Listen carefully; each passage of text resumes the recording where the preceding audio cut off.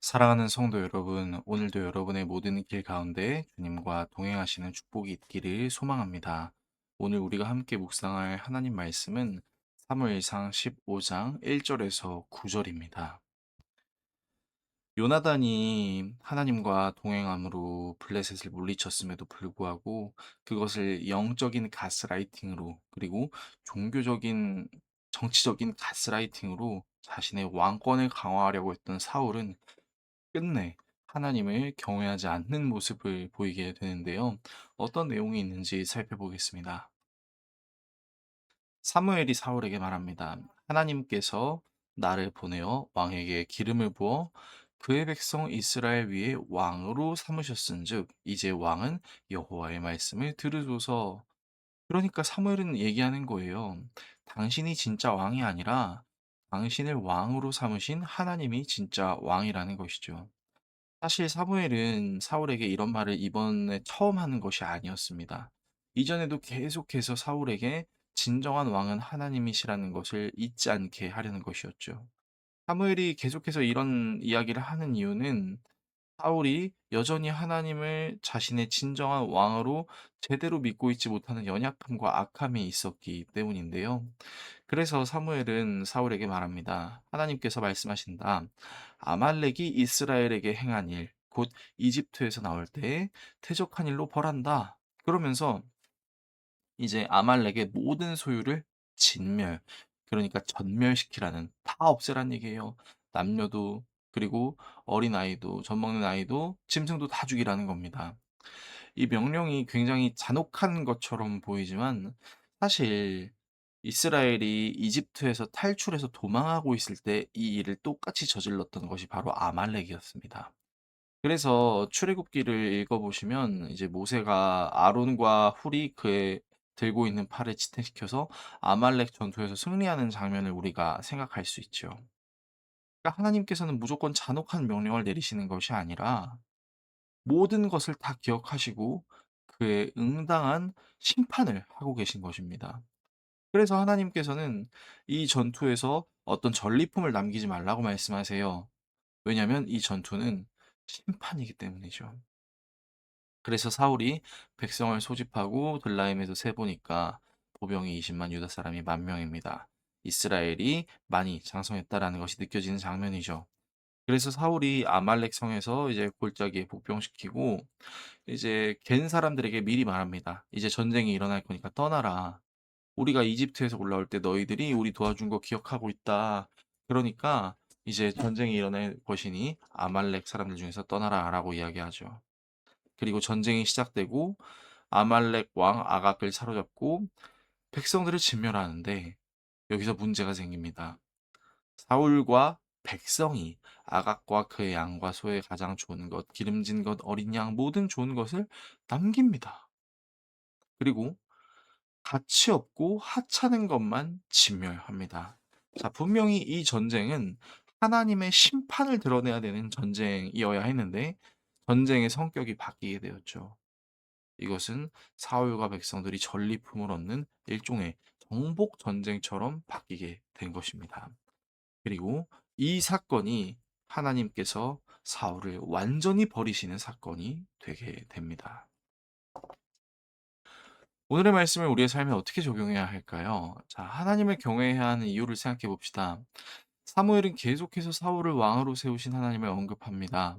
이는 이스라엘을 지키는 존재는 사울 왕이 아닌 사울을 왕으로 세우신 하나님이심을 의미하죠. 실제로 사울 자신도 하나님이 자신을 어떻게 인도하셨는지 눈으로 보고 귀로 듣는 경험을 했었어요. 여러분 기억하시나요?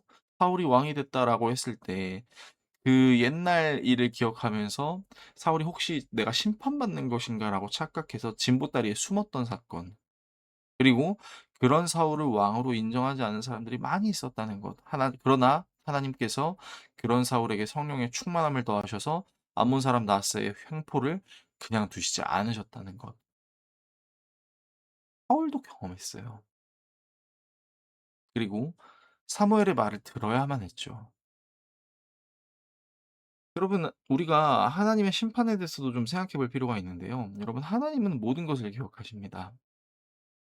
그리고 회개하지 않는 자들은 심판하세요. 여러분, 하나님은 사람의 죄를 없는 셈 치고로 생각하시지 않습니다. 하나님은 무조건 맹목적인 사랑을 주시는 분이 아니세요. 우리를 사랑하시니까 용서해 주시겠지라고 생각하시면 안 됩니다. 왜요? 하나님은 공의의 하나님이시거든요. 나중에 이제 신약 성경 에베소서에 보면은 이제 하나님이 우리를 보시는 시선이 나오는데, 하나님은 우리의 죄를 안 보시는 분이 아니시라 우리에게 입혀진 예수님이라는 옷을 보시는 분이시기 때문에 우리의 죄를 보시지 않는 것일 뿐이죠. 여러분, 하나님이 공의의 하나님이신 이유는요, 모든 것을 다 기억하시고 그에 응당하는 심판을 내리시는 분이시라는 것입니다. 요한계시록에도 나와 있죠. 우리의 모든 책들, 그 책들에 우리의 모든 행위가 기록되어 있다라는 사실을 말이죠. 그럼에도 불구하고 사울은 하나님을 경외하지 않습니다. 왜 그랬을까요? 사울은 아말렉 사람들과 모든 소유를 진멸해야 했어요. 하지만 그가 모든 소유를 진멸하지 않은 이유는 그와 함께한 백성들 때문이었습니다. 아까 말씀에 나와 있었죠. 사울과 백성이 진멸하지 않았다. 왜 진멸하지 않았을까요? 우리가 계속해서 이제 사무엘상을 묵상해 왔으니까 알 수 있겠지만, 사울은 종교적 그리고 정치적 가스라이팅을 하는 왕이었습니다. 어떻게요? 이스라엘 백성들이 자기를 왕으로 섬겨야만 하도록 만드는 사람이었던 것이죠.